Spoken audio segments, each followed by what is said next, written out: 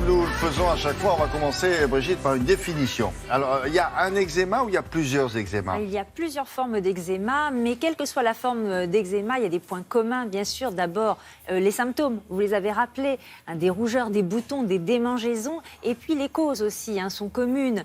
L'eczéma, c'est quelque part une maladie du système immunitaire. Ce sont des patients qui, de par leur terrain génétique, vont réagir beaucoup plus que les autres individus aux substances allergisantes de l'environnement.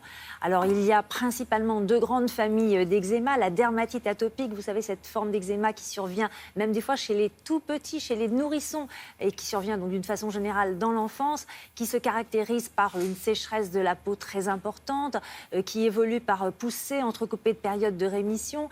Et puis, il y a l'eczéma de contact. L'eczéma de contact, c'est comme son nom l'indique, eh bien, si vous êtes au contact d'une substance qui vous rend allergique, votre organisme ne la supporte pas, et tout à coup, vous avez des rougeurs, des boutons et des démangeaisons. Alors, effectivement, vous l'avez dit, les patients décrivent cette maladie comme un enfer parce que quand on a des démangeaisons, eh bien, on dort mal parce qu'on se gratte la nuit. Et quand on dort mal, on est fatigué dans la journée. Et puis, il y a des traitements assez astreignants, beaucoup de crèmes, notamment les enfants. On leur met énormément de crèmes hydratantes.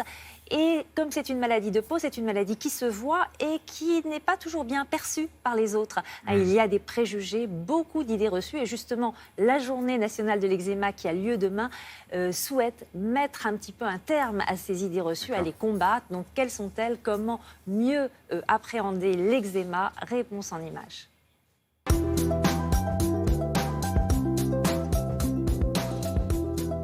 Qu'il s'agisse de la dermatite atopique ou de l'eczéma de contact, il n'y a absolument pas de risque contagieux. Vous pouvez toucher la peau d'une personne qui a un eczéma. Vous pouvez embrasser un enfant qui a une dermatite atopique.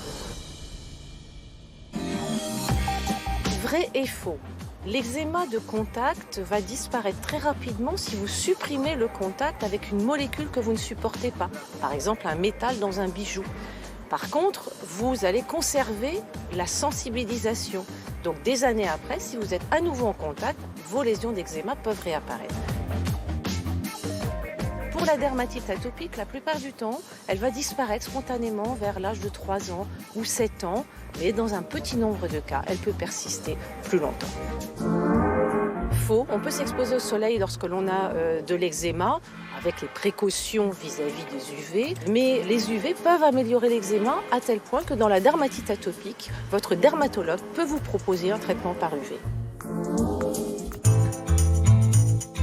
Faux, l'eczéma peut apparaître dans l'enfance, en particulier la dermatite atopique qui apparaît dans les premiers mois de vie. Mais même une dermatite atopique peut apparaître à l'âge adulte. Et dans l'eczéma de contact, il est plus fréquent chez l'adulte que chez l'enfant. Vrai et faux. La dermatite atopique concerne autant les femmes que les hommes. Par contre, l'eczéma de contact, lui, concerne plus les femmes. Probablement parce qu'il y a plus d'exposition aux allergènes, que ce soit dans les cosmétiques, les parfums et les métaux des bijoux fantaisie. Chez les hommes, les allergènes sont plutôt dans leur milieu professionnel et il y a moins d'eczéma de contact. C'est vrai, le froid va calmer les démangeaisons de la dermatite atopique et on propose aux enfants d'appliquer des petits sacs froids pour calmer ces démangeaisons. Mais par contre, ça ne traite absolument pas l'eczéma.